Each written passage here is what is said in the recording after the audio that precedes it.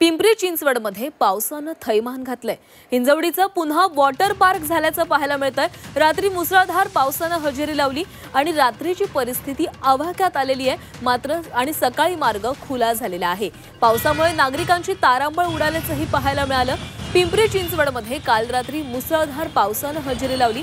मुसळधार पावसामुळे IT park हिंजवडीचं पुन्हा एकदा वॉटर पार्क झालेलं होतं। पावसानं विश्रांती घेतल्यानं पाणी ओसरलं असून सकाळी मार्ग खुला झालाय।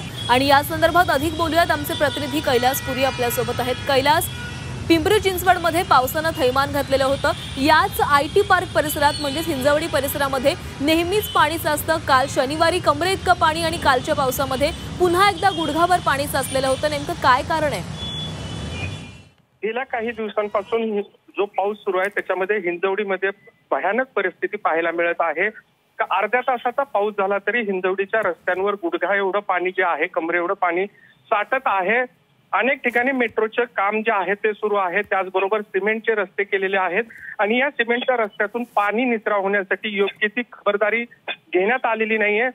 गेल्या शनिवारी जेव्हा पाऊस पडला होता तेव्हा या ठिकाणी मोठं पाणी साचलेलं होतं। त्यानंतर प्रशासकीय यंत्रणा ज्या आहेत त्या कामाला लागल्या होत्या, नालेसफाई करण्यात आले।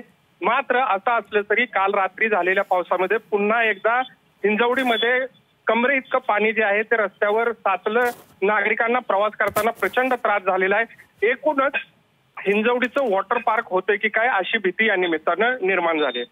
नक्कीच धन्यवाद कैलास, तुम्ही दिलेल्या सविस्तर माहितीसाठी।